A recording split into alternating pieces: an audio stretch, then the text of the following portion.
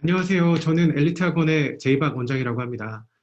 캘리포니아에서 놀스리츠 발렌시아 브란치에서 한 15년간 일했고요. 지금은 라스베가스에서 학생들 지도하고 있습니다. 지난 세 번째 시간은 텍사스 저스틴 선생님하고 NIM 데이빗 선생님이 그 UC 포괄적 심사에 대해서 얘기 나눠주셨고요. 지난 세미나들은 저희 엘리트 프랩 유튜브 채널에 다 올라가 있어요. 혹시라도 세미나 놓치셨다면 가셔서 좀 지난번 거 좀 찾아보셔도 도움이 될 것 같습니다. 이번 주는 메인 주제를 코로나 바이러스 시국 중에 할 수 있는 특별 활동에 대해서 좀 잡아봤어요. 엘리트 세리토스 앤디 원장 선생님이 얘기해 주실 예정이시고요. 그리고 오늘 주제하고 관련돼서 질문 있으시거나 또 개인적으로 또 궁금한 질문 있으시다면 여러분 스크린 아래 보시면은 그 질문창 있습니다. 거기다가 적어주시면은 세미나 하는 동안 아무 때나 적어주셔도 괜찮아요. 오늘 질문답은 텍사스 저 선생님하고 NIM 데이비 선생님이 수고해 주실 겁니다. 지난주에 큰 뉴스 하나 또 터졌죠. 6월달 SAT 시험 캔슬됐다고 칼리지 보드가 발표한 건데요. 5월 시험도 캔슬, 3월 시험도 캔슬되고 5월 시험도 캔슬된 마당에 6월 시험 취소된 게 뭐 큰 대수냐라고 말할 수도 있지만 사실 생각보다 좀 큰일입니다. 그 전까지는 세간에 관심이 칼리지 보드에 많이 몰려 있었는데 AP 시험을 온라인으로 빠르게 대체했고 또 이번 학기 그 수험생들 이번 가을 대입 원서 준비에 차질 없도록 SAT 시험도 치를 방도를 좀 찾아낼 거라고 기대했는데 캔슬이 결국에는 됐어요. 상황에 좀 빨리 대처한 학교들도 있었습니다. 터프트 대학도 있었고요. UC도 포함해서 한 50개여 대학들이 이미 테스트 옵셔널 그 정책을 일단은 낮춰놨어요. 하지만 칼리지 보드는 결국 6월 시험 전격으로 취소했고 8월 시험을 다음 시험으로 계획하고 있는 만큼 칼리지 보드는 한 1년의 반 이상 거의 뭐 8개월 넘는 시간 동안 학생들한테 SAT 시험을 제공하지 못했다는 질책 아닌 칠책을 받게 될 것 같아요. 그래서 이제 관심의 공은 이제 대학교로 넘어가게 될 것 같습니다. 어제 저녁에 확인해 본 결과로는 지금 추가로 유니버시티 워싱턴, 뭐 바스턴 유니버시티, 윌리엄스, 포모나 칼리지, 애머스트, 스크립트 등 테스트 옵셔널이 줄줄이 많이 바뀌어졌어요. 앞으로도 추가로 테스트 옵셔널 대학이 늘어날 것으로 보입니다. 여러분들은 이런 소식 듣게 되면 좀 마음이 어떠신가요? 일단 혼란스러우시죠? 그래서 이런 상황 좀 정리해 봤으면 하는 시간을 좀 가졌으면 해요. 아마도 우리가 미국 대학과 SAT의 그 100년 넘는 공생관계를 잘 공부하면 좀 답을 찾을 수 있지 않을까라는 생각에 오늘 주제를 좀 잡아봤어요. The Story of SAT로요. 우리가 SAT는 공부해도 SAT 역사는 공부할 길이 별로 없잖아요. 주어진 시간 길진 않지만 최대한 짧게 이야기 한번 정리해 보려고 합니다. 한 10분 정도 역사 공부한다고 생각하고 좀 집중해서 들어주시면 좋을 것 같아요. 이 이야기의 시작은 1901년으로 시작됩니다. 굉장히 까마득하죠? 뉴욕에 인접해 있는 12개 대학들이 모였어요. NYU, 코넬 대학교, 콜롬비아 등 포함해서 말이죠. 이 대학교들이 모인 이유는 학생들의 입학평가를 도울 입학시험을 공동 개발하고자 했던 거예요. 그렇게 지어진 협회 이름이 College Entrance Examination Board라는 거였어요. 훗날 우리 모두 애증의 대상이 된 지금 컬리지 보드로 발전하게 되는 거죠. 첫 시험은 그렇게 1901년에 치르게 됐습니다. 이 시험에 포함된 과목들은 영어, 그릭, 라틴, 물리, 수학, 정치, 사회, 지리, 생물, 화학, 프렌치, 절면 등등 객관식 없이 에세이로만 썼어요. 대입 시험을 한 며칠 동안 봤다고 합니다. 이때까지만 해도 SAT 시험의 형태는 갖추지는 못하고 있었어요. 자, 그럼 좀 시간을 좀 더 거슬러 내려가겠습니다. 시간은 한 13년이 흘렀고요. 미국은 1차 세계대전을 경험하게 됩니다. 그때 중요한 인물 하나가 등장을 하는데 그 사람 이름이 칼 브리캠이에요. 칼 브리캠의 행적을 알기 위해서는 세계전쟁의 성격을 좀 이해해야만 합니다. 1차 세계대전은 그 어떤 인류의 전쟁과도 좀 달랐어요. 전쟁의 승패가 정보와 보안에 달렸던 전쟁입니다. 만약 적군의 정보팀이 우리 군의 이동 경로 정보를 해독하거나 우리 군의 점수를 간파한다면 우리 군사는 수천이 죽어나가는 그런 전쟁이었죠. 지금의 해커 전쟁처럼요. 결국 전쟁의 핵심은 얼마나 천재적 지능을 가진 인력을 찾아서 정보전 또 전술전에 투입하는지가 승패의 중요한 키포인트가 되었습니다. 그런 초인적인 지적 능력을 평가해줄 시험이 필요했고요. 이때 우리가 잘 알고 있는 IQ 시험도 이 시대에 탄생을 하게 되는 겁니다. 그 핵심 연구에 있었던 사람이 바로 프린스턴 출신 칼 브리건이었어요. 칼은 미국 군인을 징병할 때 사용할 시험을 만듭니다. IQ 시험을 기반으로 한 시험인데 실제로 엄청나게 좋은 인재들을 검별하는데 핵심적인 역할을 하게 돼요. 결과는 성공적이었고 그렇게 1918년 전쟁은 승리합니다. 훗날 전쟁이 끝나고 칼 브리건은 이제 민간인으로서 집으로 돌아오죠. 자, 일상으로 돌아왔으면 이제 취직해야겠죠. 어디로 갔을까요? 네, 칼리지 보드입니다. 이 양반이 거기서 SAT를 만듭니다. 전쟁에서 입증된 IQ 기반의 시험을 만들고 직접 능력이 우수한 인재들을 검별해서 명문대학에 검증해주는 그런 서비스를 시작을 한 거죠. 그게 바로 1920년, 26년 첫 SAT 시험의 이름을 가진 시험이 됩니다.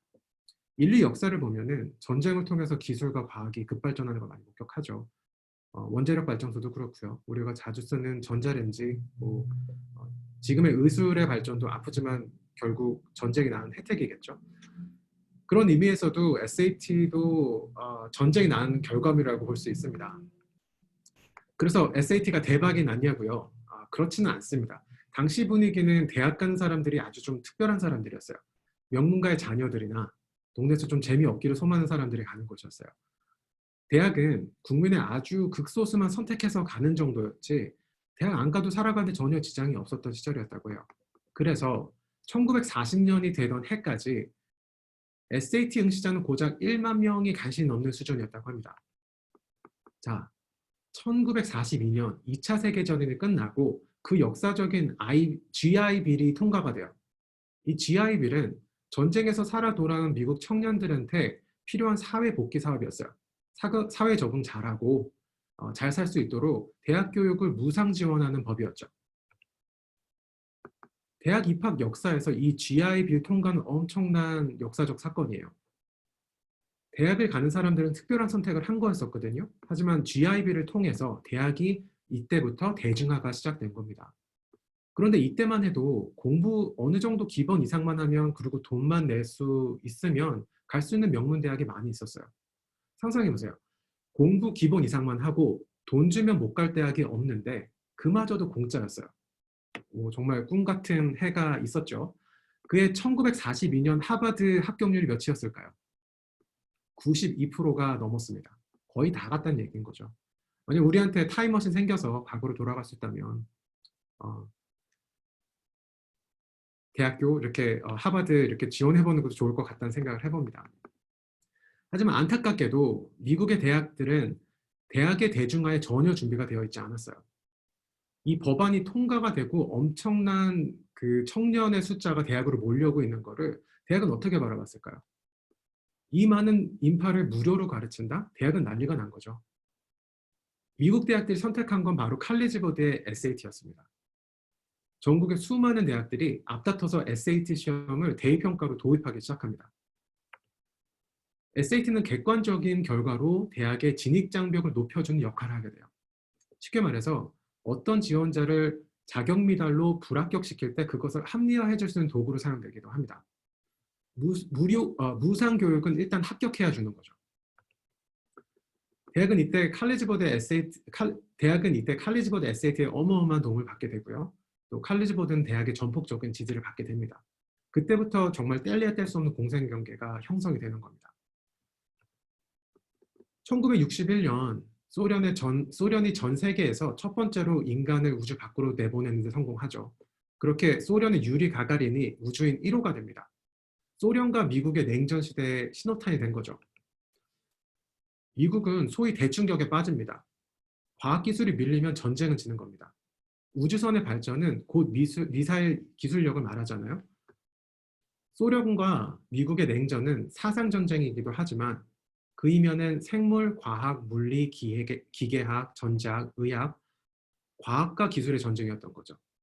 그럼 그 주무대가 어디가 됐겠어요? 막대한 국가의 자본이 대학과 연구실에 쏟아져집니다. 국가에 내놓으라는 브레인들이 그때 대학을 향해 몰려들기 시작하죠. 국보급 교수, 국보급 학생 모두가 몰려오기 시작합니다. 이렇게 과학이 애국이 되는 시대가 열려요. 미국을 대표하는 대학들이 냉전 시대의 주역으로 변모하게 됩니다. 천재 만능 시대, 과학 만능 시대. 그 천재들을 검열해주는 과정에서는 칼 브루겐의 IQ 베이스 SAT 시험이 있었어요.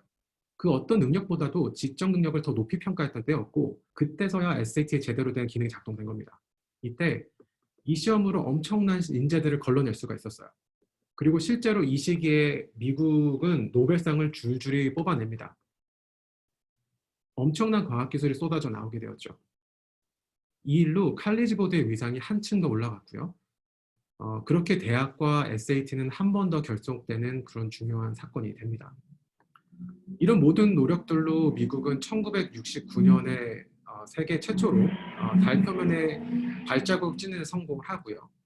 소련의 유리 가가린이 첫 우주인이 된 후 한 8년 만에 이룬 업적이 됩니다. GI 빌이 발행되고 2차 세계대전, 한국전쟁, 베트남 전쟁에서 돌아온 청년들과 냉전 시대와 모든 관심이 대학에 집중되면서 몰려든 젊은이들이 모아져 1965년엔 SAT 한 해 응시자가 80만 명을 기록하면서 15년 만에 응시자는 80배로 늘어납니다. 소위 SAT는 대박 흥행이 된 거죠. 그렇게 20년이 훌쩍 지나갑니다. 씨는 칼리지 보드를 너무 사랑했나 봅니다. 1987년 세상에 없던 아이디어 하나가 터집니다. US 뉴스 앤 월드 리포트라고 잘 아시죠? 거기에 주컬맨이라는 회장이 아주 신박한 아이디어 하나를 냅니다. 미국 대학에 순위를 좀 매겨보자. 사실 이분이 그 전에 좀 재미를 봤어요. Who Runs America라는 주제로 미국을 이끄는 인물들을 순위를 매겼는데 그게 아주 쏠쏠했어요. 하지만 10년 정도 하다 보니까 인기가 떨어졌죠. 그래서 뭐 다른 게 없을까 고민하던 중 미국 명문대학을 순위를 짓자라는 생각을 한 거예요. 그때 미국 명문대학들은요, 미국의 굉장히 자랑스러운 영웅들이었습니다. 우리가 과학 관련해서 우리나라는 아직 한 명도 없지만 만약 한국 명문대학의 과학자가 노벨상을 받고 그렇게 국격을 올려주면 그건 국민적 영웅이 되잖아요. 그런데 한 과학자도 아니고 특정 대학에서 노벨 수상자가 계속 나오면 그 대학이 영웅이 되는 거죠. 당시 냉전 시대를 거치면서 미국 명문대학의 위상은 하늘을 찔렀습니다. 올해는 예일 대학에서 노벨상을 받고 작년에는 NYU 대학에서 노벨상을 받는 일이 많았죠. 이렇게 미국 사람들의 미국 대학에 대한 사랑과 자부심은 정말 남달랐습니다. 요 차트 보시면 간단하게 보실 수 있을 거예요. 거의 뭐 미국 국기가 많죠. 1등이 하버드고요. 노벨상이 한 160개 정도 됩니다. 그 다음이 미국 최고 주립대 UC 버클리죠. 107개고요. 시카고가 100개, MIT가 97개, 콜롬비아가 96개, 스탠포드가 83개, 칼텍이 74개, 프린스턴 68개, 예일대학이 62개, 코넬이 58개, 존스홉킨스가 39개, NYU가 37개, 유펜이 36개. 전 세계 노벨 프라이스의 탑 22 대학 중에 13개가 미국 대학이었어요. 자, 이 정도면 미국 국민한테 있어서 미국 명문대학은 정말 신화적인 히어로급 응원을 받습니다. 이 미국의 명문대학은 그냥 서로 다른 지역의 영웅들이에요. 굳이 비교하고 싸움시켜서 뭐 누가 더 우월하고 견을 이런 문제 것들이 아니었어요. 근데 그 US 뉴스의 주컬맨 회장이 그 어려운 걸 해냅니다. 결국 1987년 사상 처음으로 미국 대학은 전국 순위로 매겨지게 됩니다. 처음에 그저 그런 언론사의 독단적인 행보였다고 생각을 했어요. 대학들도 뭐 그게 뭐 의미가 있나? 라고 생각을 했어요. 하지만 대중들의 반응은 정말 폭발적이었습니다. 거의 뭐 어벤져스처럼요. 아주 흥미로운 결과를 매년 볼 수 있게 됐죠. 자, 이렇게 처음엔 흥미로운 생각으로 시작했었던 US 뉴스 대학 순위표가 이제는 권위를 갖기 시작합니다. 대중들이 그 순위의 의미를 점점 부여하기 시작했기 때문이죠. 결국 탑 52 대학으로 전국적 인재 몰림 현상이 생깁니다. 똑똑한 애들이라고 하는 애들은 다 그 순위를 보고 몰려들기 시작한 거죠. 이때부터 최고 명문 대학 입학 경쟁이 시작됩니다. 경쟁률은 해가 거듭될수록 치열해졌고요. 매년 새로운 기록을 치워 나갔습니다. 학생들은 최고 명문 대학 입학 경쟁을 위해서 몇 번이고 에세이를 봐야 했고요. 또 대학들은 더 좋은 점수의 학생을 뽑아야만 또 US 뉴스의 순위를 올릴 수 있게 된 거죠. 결국 학생, 대학 모두 SAT 굴레에 빠지게 됩니다. US 뉴스 100위권 밖은 이후 굉장히 춥습니다. 미국에는 2,500개 정도의 4년제 대학이 있는데 US 뉴스 순위에 거론조차 안 되는 대학이 사실은 더 많아요. 하위권이거나 아예 순위가 없는 대학들은요, 최소 학생 유치에 실패합니다. 지금도 매년 80개에서 한 100개 정도 대학이 폐교를 하고 있다고 해요. 대학이 순위가 떨어지면은요, 그의 원서는 급격하게 줄어듭니다. 학생이 만약에 합격한 학생이 등록하지 않으면은요, 다음 해에서는 학생을 더 뽑아야 돼요. 더 뽑다 보면은 학업 프로파일이 낮은, 예를 들어 SAT 성적이 낮은 학생들을 더 뽑아내만 합니다. 그럼 그 다음에는 순위가 또 떨어집니다. 악순환이죠. 순위가 떨어진다는 건 대학에게 있어서는 생존의 문제가 됐습니다. 그렇게 1987년부터 지금 2020년까지 아직까지도 만들어지고 있는 US 뉴스 순위에 의해서 미국 명문대학과 SAT는 정말 뗄래야 뗄 수 없는 관계로 결속됩니다. 이것이 SAT의 100년 스토리예요. 이 이야기의 결론을 굳이 내려보자면 미국의 명문대학과 SAT가 함께한 역사는 길고 복잡하게 얽혀 있으며 우리의 생각보다 좀 더 견고해요. 라고 저는 결론을 내리고 싶었습니다. 여러분들은 이 이야기 듣고 좀 어떤 생각이 드시나요? 좀 씁쓸하시죠?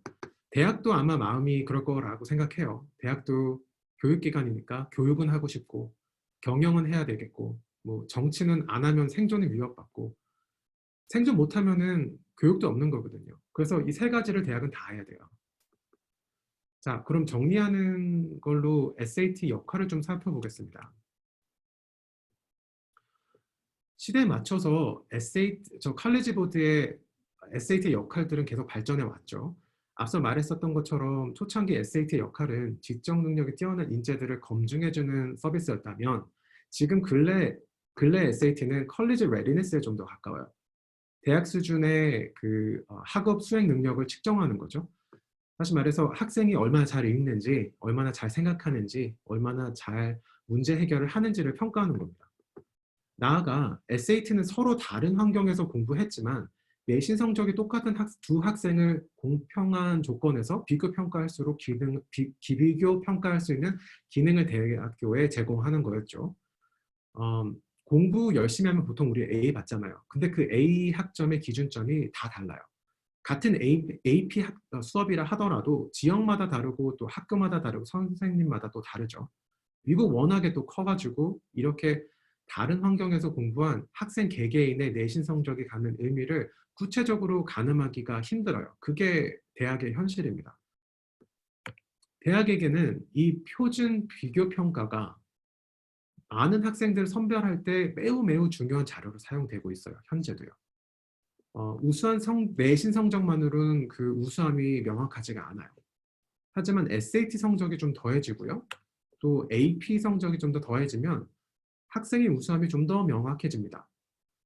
대학은 SAT와 AP 성적으로 인해서 지원자를 다방면을 평가할 수 있는 툴로 사용할 수 있습니다.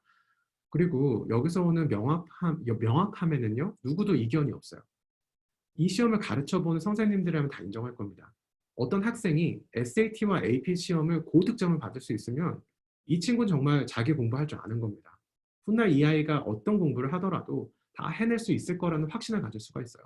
이게 바로 SAT와 AP의 절대적인 역할들입니다.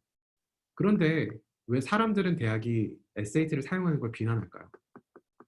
SAT 시험이 또 다른 이면을 갖고 있기 때문이죠. 내가 살고 있는 동네 집값하고 SAT 성적이 비례합니다. 이미 연구로도 수없이 밝혀진 사실이고요. 고급 동네 아이들의 SAT 점수가요, 빈민가 아이들 SAT 점수보다 더 높다는 결과죠. 좋은 네이버후드에 살면은요, 좋은 학군에서 좋은 교사 아래 양질의 교육을 받습니다. 아이들은 서로 학업적으로 좋은 자극을 받고요. 경쟁력을 갖기 위해서 끊임없이 학업 능력을 키워갑니다. SAT도 특별 교육을 할 수 있는 재정적인 여유가 있고 능력이 됩니다. 아이들의 학업 수행 능력은 주어진 자원만큼 발전한다라는 그런 결론이 되는 거죠. 반대로 빈민가에 살고 있는 청소년들은 이런 기회를 경험해 보지 못한 채 학업을 또 이어가고요. 또 동일하게 SAT 시험을 보게 되고요. 동일하게 대입평가 무대에 나란히 서게 됩니다. 공평한가요? 시작점이 다른데도 불구하고 대입평가 무대에 나란히 서서 평가받는 게 불공평하다고 말하는 게 바로 SAT를 반대하는 사람들의 기본적인 관점이죠. 모든 대학은 두 가지 입장을 갖고 있습니다. 교육은 일단은 이상이죠. 사회 불균형을 조율하는 게 또 교육입니다. 저소득층, 라틴계, 흑인계, 아메리칸 인디안 학생들한테 좋은 대학 교육 시켜서 무너진 사회 균형 맞춰주는 거 교육의 기능이고요. 또 그걸 위해서 많은 대학들이 자신들의 입학 정책들을 개정하고 있어요. 하지만 늘 현실적인 문제와 충돌하죠. 명문대학은 기본적으로 우수한 인재 유치에도 노력을 또 기울여야 하니까요. 저소득 소수민족 학생들 너무 많이 받다 보면 이 아이들의 낮은 SAT 성적 때문에 대학 순위가 떨어질 수가 있습니다. 그럼 대학은 교육이 아니라 또 생존 문제로 또 들어가는 거고요. 그렇다면 저소득 소수민족 학생들과 다방면의 우수한 학생들을 함께 포용하는 방법이 있을까요? 가능하면 대학 순위도 떨어뜨리지 않고 말이죠. 그게 바로 SAT 옵셔널이에요. SAT 성적을 제출한 학생들은 점수에 자신이 있을 테니 결국 대학의 좋은 평균이 되어줄 거고요. SAT 성적을 제출 안 하는 학생들의 점수는 대학 평균에서 자동 제외될 테니 대학 순위에 지장이 없는 겁니다. 그렇게 대학이 테스트 옵션을 선택하면 원하는 학생을 원하는 방식대로 뽑을 수 있게 돼요. 예를 들어 이런 거예요. 유명한 고교 풋볼 슈퍼스타가 있다고 할게요. 이 선수를 스카웃을 하고 싶은데 SAT 성적이 낮아서 스카웃을 못하는 경우가 많습니다. 만약 이때 대학이 SAT 옵셔널 정책으로 바꾼다면 대학은 이 운동선수를 문제없이 등용할 수 있게 되는 겁니다. 이렇게 꼼수를 쓰는 학교도 있어요. 이 테스트 옵션을 통해서 새로운 기회를 얻는 학생은 분명히 생깁니다. 그렇게 되면 반대로 자신의 기회를 희생해야 되는 무리도 생기게 돼요. 저소득 소수민족 학생을 받기 위해선 중산층 동양 아이들의 자리를 양보해야만 하는 역차별을 겪게 되는 거죠. 그렇게 된다면 중상층 동양 학생들한테는 더 문이 좁아지는 거고 경쟁을 위해서 또 높은 성적을 받아야 되는 거고 더 좋은 활동을 해야만 하는 그런 무한 경쟁이 시작되는 겁니다. 제가 개인적으로 테스트 옵션의 정책을 부정적으로 보는 이유예요. 아무래도 제가 동양 학생들 많이 지도하다 보니까 저는 늘 그게 안타까워요. 대학이 테스트 옵션을 정책을 채택하면은 마치 대학 순위에 저항하고 컬리지 보드에 저항하는 되게 진취적이고 윤리적인 대학처럼 비춰지는 것도 저는 굉장히 못마땅합니다. 대학이 기회주의적인 자세를 하고 있다고 저는 개인적으로 생각해요. 차라리 당당하게 SAT를 완전 배제하겠다고 하는 게 차라리 더 이상적이죠. 하지만 오늘 제가 앞서 이야기했었던 모든 그 결론을 동의하신다면 대학하고 SAT는 생각보다 견고합니다. 당분간 SAT가 완전 배제된다? 이거는 기대하기 힘들 거예요. 오히려 앞으로 더 빈번하게 더 많은 대학들이 테스트 옵셔널 정책을 선택한다는 소식을 더 많이 접하게 되실 것 같아요. 대학은 그렇게 자기들의 기호에 따라서 SAT 점수를 대입해 사용하게 될 가능성이 더 커졌어요. 그렇게 되면 제발 그 정책이 우리 동양 아이들에겐 역차별로 되돌아오지 않기만을 바랄 뿐입니다. 이게 오늘 제가 여러분들하고 나누고 싶었었던 메시지예요. 오늘 제가 준비한 건 여기까지고요. 다음으로 준비한 내용은 저희 세리투스의 앤드린 원장님이 준비하셨어요. 코로나19 시국에 할 수 있는 특별 활동에 대해서 이야기해 보려고 합니다. 앤디 선생님 준비되셨나요? 네, 제 파일을 공유를 하겠습니다.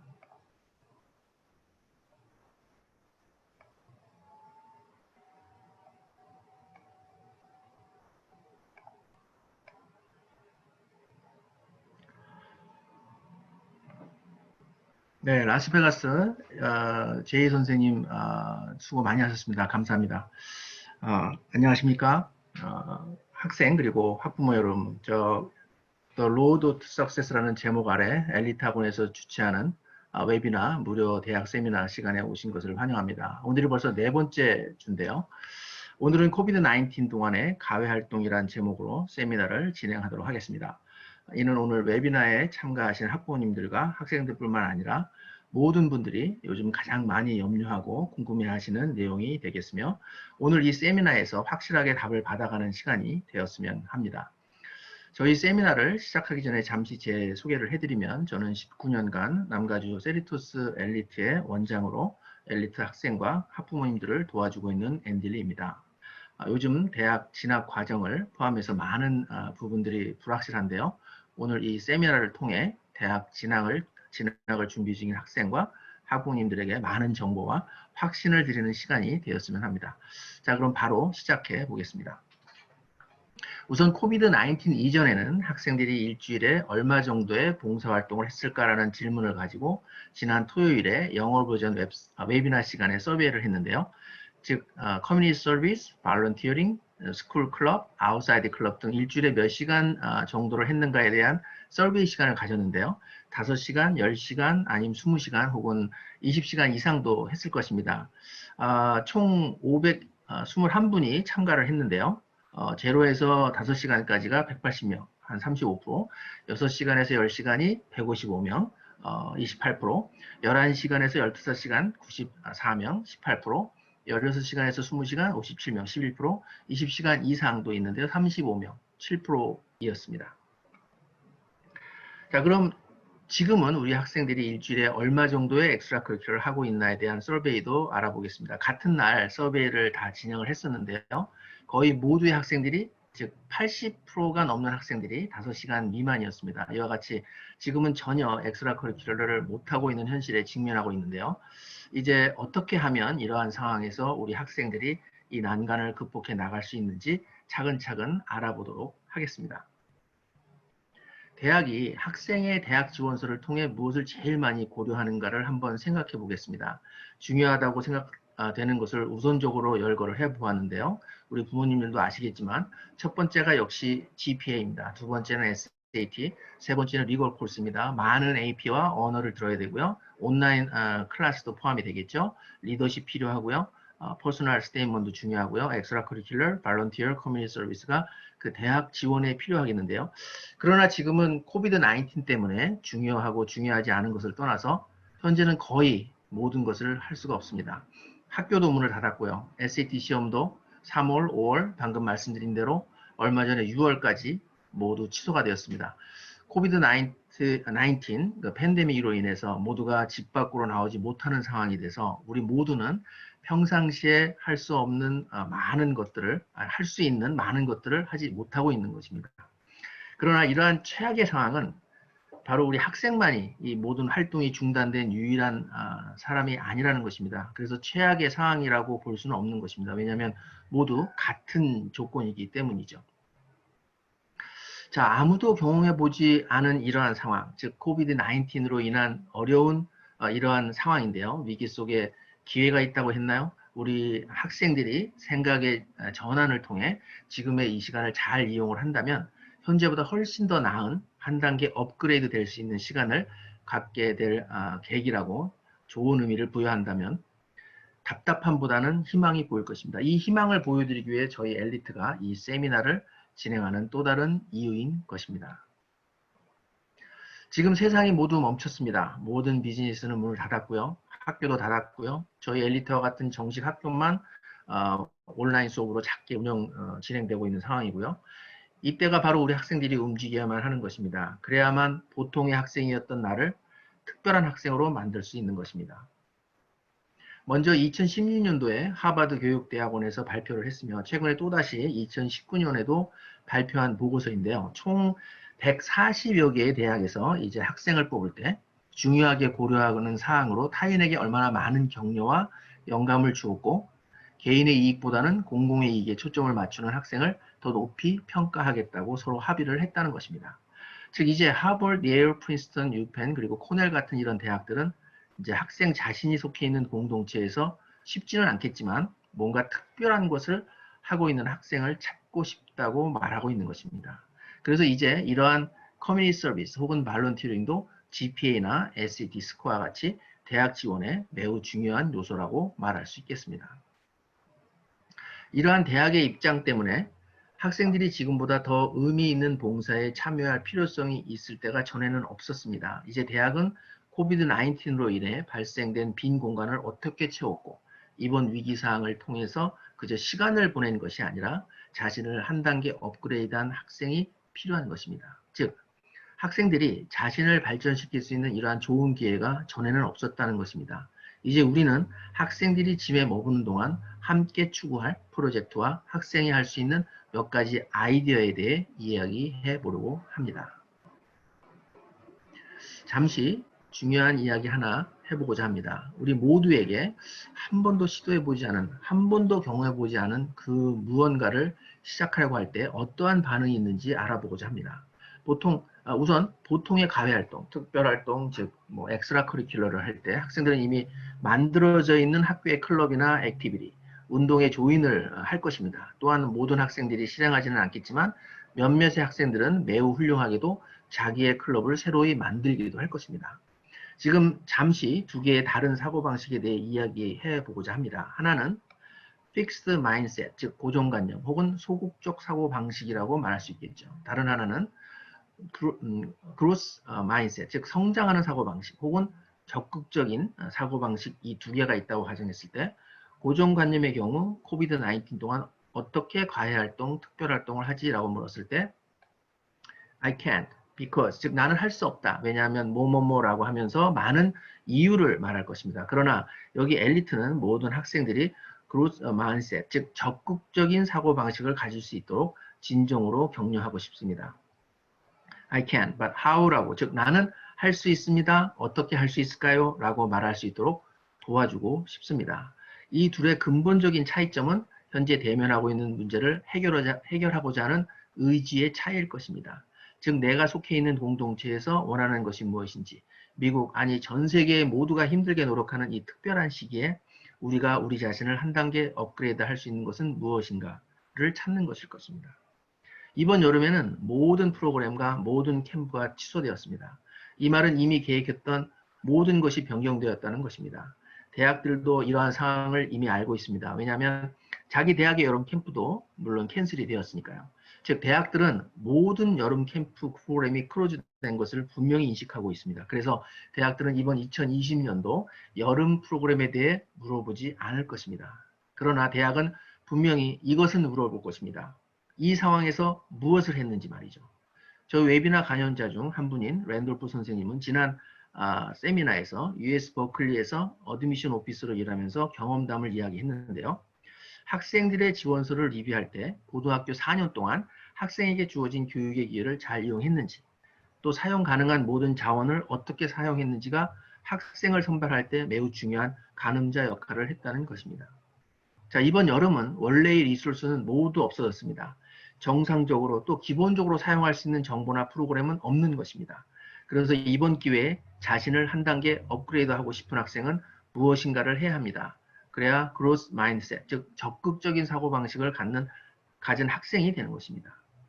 이러한 학생이 대학 심사 시 stand out, 즉 다른 보통의 학생들 가운데 눈에 띄는 학생이 되는 것입니다. 왜냐하면 코비드-19 시기에 나는 아무것도 할 수 없는 상황이었다고 이야기하는 것이 아니라 적극적인 사고를 가진 학생들은 그 어려운 시기에 코비드-19 때문에 바로 이것을 할 수 있었다고 보여줄 수 있는 계기가 되기 때문입니다. 이것이 바로 스탠드 아웃 될 수 있는 키인 것입니다. 그럼 이제 당신은 물을 것입니다. 내가 지금 제대로 된 가외활동이나 특별활동을 하고 있는지 어떻게 알 수 있냐라고 말이죠. 혹은 내가 적절한 아이디어를 생각하고 있는지 어떻게 알 수 있냐라고 말이죠. 저의 대답은 제대로 된 활동이 무엇인지에 대해서 물어보는 것은 잘못된 질문이라고 말할 수 있겠습니다. 즉, 어떤 액티비티를 하느냐가 중요한 것이 아닙니다. 중요한 것은 너가 왜 이 액티비티를 하고 그리고 어떻게 이 액티비티를 하느냐입니다.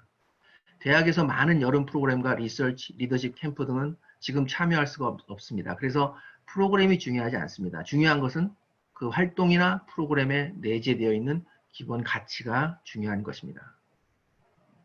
예를 들어 봅시다. 이번 여름에 만약 병원에서 봉사를 하기로 계획이 되어 있었다고 가정해 봅시다. 아주 평범한 봉사활동이죠. 두 개의 질문이 있는데요. 왜 이것을 했나요? 그리고 어떻게 했나요?입니다. 우선 why did you do it? 즉, 왜 이것을 했나요? 라는 질문의 경우 대답을 대학에 잘 보이려고, 두 번째는 의사가 되고 싶어서 혹은 헬스케어 인더스트리에서 일하고 싶어서, 세 번째는 사람을 돕고 싶어서요 라고 대답을 했다고 가정해 봅시다. 솔직히 이유가 세 가지 모두라면 어느 정도 괜찮지만 단지 대학에 잘 보이려고 혹은 의사가 되고 싶다고 하면 그 이유는 좋은 이유가 되지 않는 것입니다. 그저 한 가지의 간단한 이유만 있다면 별로 대학에서 좋아하지 않을 것입니다. 그래서 저는 이 봉사활동을 하는 이유가, 즉 좀 더 구체적으로 말씀드리면 내재되어 있는 가치가 있어야 된다고 생각하며, 이 내재되어 있는 가치가 바로 사람을 돕는 것에 있다면 좋은 이유라고 볼 수 있겠습니다. 의사나 헬스케어 종사자가 매일 사람의 생명을 귀하게 다루는 매우 중요한 직업이며, 그래서 의사는 진정으로 사람을 도와주고 싶은 마음이 있어야 한다는 것입니다. 즉 우리는 의사 지망생으로서 사람을 돕는 내재된 가치가 있는 활동을 한다면 이번 여름에 병원에서 봉사활동을 하지 않아도 충분히 대학에서는 학생이 사람을 돕고자 하는 마음을 갖고 있다는 것을 알아차릴 것입니다. 그럼 이번 여름에 무엇이 사람을 돕고자 하는 학생의 마음을 보여줄 수 있는 활동일까요? 이를 보여줄 수만 있다면 대학에서는 학생이 병원에서 봉사활동을 하지 않았다고 해서 나쁘게 보지 않을 것입니다. 지금 병원에서 봉사를 안 해도 사람을 돕고 싶은 마음을 보여줄 수 있는 너무나 많은 액티비티가 있습니다. 이 액티비티는 잠시 후에 한꺼번에 열거해 드리겠습니다. 두 번째 질문에 포함되는 사항으로서 어떻게 봉사를 했나요?입니다. 당신은 병원에서 어떤 능력으로 발휘했나요? 방문자 데스크에서 일했나요? 환자를 직접 돌보았나요? 이 환자와의 상호작용에 무엇을 배웠나요? 배운 점에 대해 어떻게 대응을 했나요? 이러한 질문들이 대학에서 학생들로부터 듣고 오자 하는 질문일 것입니다. 대학은 왜 그것을 했는지, 또 어떻게 했는지를 알고 싶어 합니다. 우리는 학생 여러분들 위해서 엑스트라 커리큘럼을 추천할 때 무엇을 했는지가 아닌 왜, 그리고 어떻게 그런 활동을 하게 되었는지에 초점을 맞추고 싶은 것입니다. 많은 분들이 이미 이 이야기를 알고 있는지는 모르겠습니다. 일본 말에 이키가이라는 말이 있는데요. 해석을 하자면 행복한 삶 또는 내가 살아가는 진정한 의미 정도가 되겠는데요. 이 말에 대해 잠깐 살펴보면요. 내셔널 지오그래피에서 연구를 했는데요. 블루존은 10년 이상 사람들이 많이 사는 지역을 일컫는 말인데요. 일본의 오키나와가 여기 블루존에 속하는 유명한 곳입니다. 그래서 한 연구가는 오키나와에 가서, 또 많은 연구가죠. 왜 그곳에 사는 많은 사람들이 100년 이상을 사는지 연구해 보았는데요. 음식 때문인지 아니면 유전학적인 것인지 환경 문제인지를 알아보기 위해 연구를 실시했습니다. 그런데 무엇을 찾았냐면요. 매우 흥미로운 것을 찾았습니다. 몇 가지 요인이 있었으나 모든 학자가 한결같이 제시한 한 가지 공통점이 있었습니다. 그것이 바로 이키가이라는 개념입니다. 이들은 우리가 아침에 일어나는 이유 혹은 다른 말로 삶의 핵심 가치라고 했는데요. 아까 말씀드린 내가 살아가는 진정한 의미 정도가 되겠습니다. 여기서 우리는 이키가이라는 개념으로 왜 내가 봉사를 해야 하는지 생각해 보는 것이 필요하겠습니다.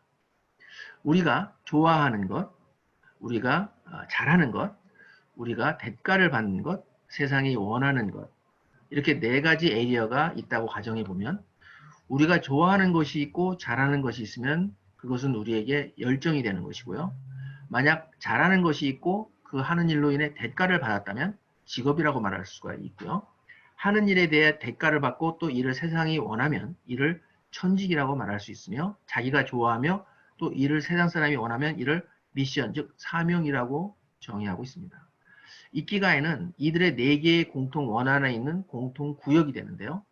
즉 당신이 좋아하고 당신이 잘하고 이에 대해 대가를 받을 수 있고 세상이 이것을 원하는 공통 영역이라는 이야기인데요. 이를 어떻게 우리에게 적용해야 할 것인지가 오늘 제가 말씀드리고자 하는 핵심이 되겠습니다.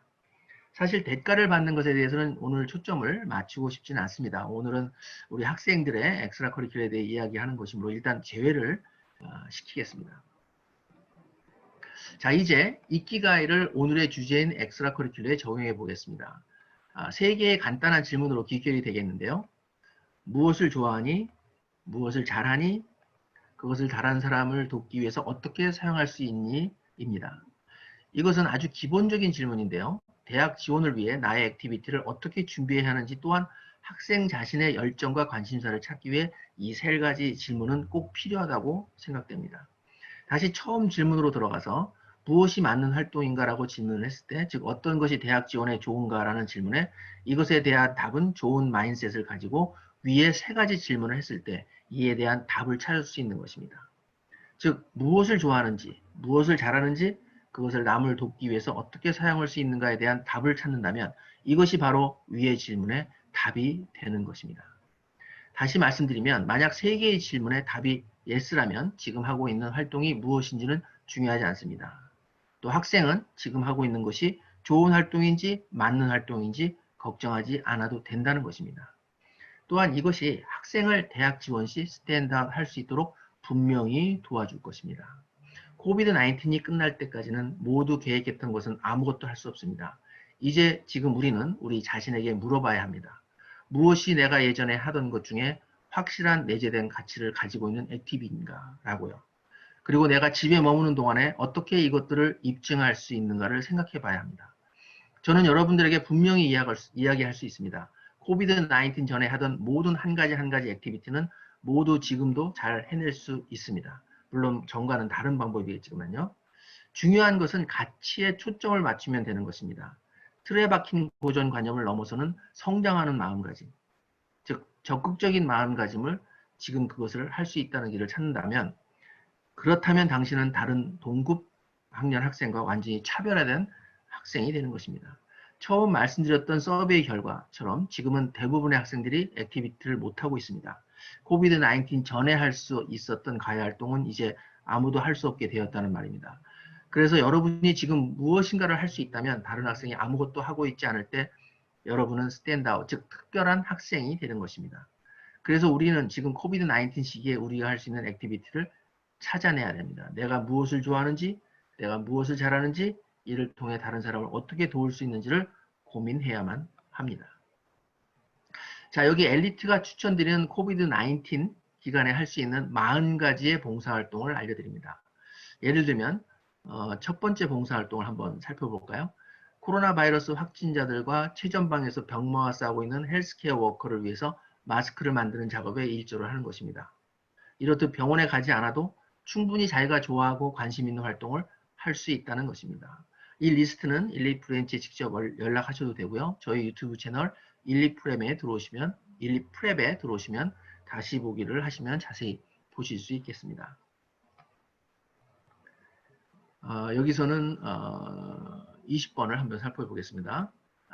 라이브 비디오 콜을 통해 시력이 안 좋은 분들을 도와주는 봉사활동도 있으며 여기서는 35번 볼까요? 35번을 보시면 밖에 나가지 못하는 분들을 위해 반려견과 함께 걷기를 하는 것도 보이네요. 이렇듯 조금만 생각을 해보면 지금도 할 수 있는 많은 봉사활동이 있겠습니다. 이 중에 우리 학생들이 좋아하고 잘할 수 있고 이를 통해 남을 도울 수 있는 활동을 찾아 지금부터 바로 시작해 보는 것을 추천드리는 바입니다. 자, 내가 지금 무엇을 할 수 있을까에 대한 정리입니다. 나에게 정말 중요한 가치가 무엇인지를 확인하고 자신에게 세 가지 질문을 하십시오. 무엇을 좋아하고 무엇을 잘하고 이를 남을 도울 때 어떻게 사용할 수 있는지를요. 적극적인 사고방식을 발전시키십시오. 즉 나는 할 수 없어가 아닌 어떻게 할 수 있을까라고 자꾸 반복해서 질문을 하시기 바랍니다. 그리고 엘리트의 카운셀러와 상담을 해보시면 분명히 답을 얻으실 것입니다. 자, 이제 엘리트는 어떻게 학생을 돕는가를 잠시 알려드리겠습니다. 우선 엘리트는 테스트 프랩 컴퍼니가 아닙니다. 엘리트는 컬리지 프랩 컴퍼니입니다. 즉 미국 대학 입시 전문 학원인 것입니다. 부분적으로 테스트 프랩 하나에 초점을 맞추는 학원이 아니라 고등학교 4년 동안 필요한 모든 사항을 도와주는 대학 지원 관련 모든 부분, 즉 시작부터 끝 마무리까지 모두 한 곳에서 해결할 수 있는 입시 전문 학원인 것입니다. 두 번째로 엘리트는 학생들이 최선의 방법으로 열정과 재능을 보여줄 수 있는 의미 있는 활동을 만들도록 도와주는 곳입니다. 9학년부터 11학년 학생들은 저희 엘리트 카운sel러를 만나주길 추천드립니다. 엘리트는 매년 수천, 수만 명의 학생을 만나기 때문에 풍부한 데이터를 가지고 있고 이 때문에 대학 진학 시 학생이 해야 할 최선의 방법을 알려드릴 수 있는 것입니다. 또한 저희는 CFGL이라는 non-profit 컴퍼니와 파트너십을 맺어서 엘리트 학생들을 도와주고 있는데요. 만약 지금 액티비티가 없다면 저희 CFGL의 웹사이트를 방문해 보시길 추천드립니다. 현재는 코비드-19으로 힘들어하는 학생들을 위해 컴피티션, 컨테스트를 주최하고 또 각 부분에 최대 5명의 파이널리스트를 선정해서 1000불의 장학금을 수여하는 그 3가지 컨테스트를 주최하고 있는데요. CFGL의 웹사이트는 cfgltoday.org이며 그 첫 번째는 바로 우리 커뮤니티, 즉 우리 공동체 안에 지금 바로 도움될 수 있는 프로젝트에 대한 제안서를 제출하는 컨테스트가 있을 거고요. 두 번째는 집에서 할 수 있는 에세이 컨테스트인데요. 주제는 지도자는 자신의 인생을 바꾼 책이 적어도 하나는 존재하는데요. 학생 본인이 알고 있는 인생을 바꾼 책은 무엇이며 어떻게 자신에게 중요한 영향을 미쳤는지에 대해 글로 쓰는 것입니다. 세 번째는요. 이 또한 집에서 할 수 있는 영 아티스트 컨테스트인데요. 주제는 특별히 없으며 창의적이고 대담하게 자신을 표현할 수 있는 능력은 오늘날 그 영향력 있는 지도자에게는 다 나타나는 특징인데요. 미래의 리더로서 예술적 표현력을 장려하는 취지에서 개최된 컨테스트가 되겠습니다. 장르는 미술, 사진, 비디오, 음악, 시, 기타 모든 창작물을 포함합니다. 기간은 3개의 콘테스트 모두가 4월 18일부터 5월 15일까지 제출할 수 있겠습니다. 제출 방법 혹은 그 외 다른 문의사항은 info@cfgltoday.org로 이메일 해주시면 친절하게 안내해 드리도록 하겠습니다. 또 다른 사항으로는 매 여름마다 저희 엘리트의 여름 SAT와 ACT 북캠프를 등록한 학생에게 주어지는 특혜로서 역시 CFGL과 3가지 엑스트라 커리큘러를 여름에 항상 SAT, ACT 수업과 함께 진행을 하고 있는데요. 첫 번째는 CFGL의 로컬 다른 지부와 함께 리더십의 기회가 주어집니다. 그리고 두 번째는 사실 매년 엘리트 학생 모두와 저희 스태프 모두가 한자리에 모여서 컬리지 페어와 커리어 페어를 해왔었는데요. 이번 여름에는 Virtual College and Career Fair를 진행할 예정입니다. 이 또한 여름 수업을 신청한 모든 엘리트 학생에게 주어지는 특혜가 되겠습니다. 세 번째는 다른 학교와 또 다른 주에서 온 학생들과 함께 협력해서 광범위한 엑스트라 커리큘러를 매년 진행하고 있으니까요. 언제든지 연락 주시면 많은 정보를 드리겠습니다. 네, 오늘 웨비나 세미나는 여기까지입니다. 앞서 언급드린 바와 같이 혹시 오늘 학부모님들의 문의사항 중에 답변을 듣지 못한 사항이 있다면 가까운 엘리트 학원에 문의하시길 부탁드리고요. 지금도 SAT, ACT, AP 테스트 등 모든 시험 준비, 개인 지도 및 대학 컨설팅 서비스를 온라인으로 완벽하게 지금 제공하고 있으니까요. 저희 eliteprep.com에 방문하셔서 홈페이지 중앙에 큰 노란색 버튼 Learn More About Elite 온라인 프로그램을 클릭하신 후에요. 소정의 양식을 작성하시면 저희 엘리트가 최대한 빨리 연락을 드리도록 하겠습니다. 또한 앞으로 더 많은 유용한 웨비나 시리즈가 제공될 예정이오니 저희 엘리트 학원 이메일을 항시 주시해 주시기 바라며 앞으로 이 웨비나 시리즈를 통해 여러분과 계속해서 만나 뵙기를 기대하겠습니다. 다시 한번 감사드리며 건강 조심하시고요. 다음 시간에 다시 찾아뵙겠습니다. 감사합니다.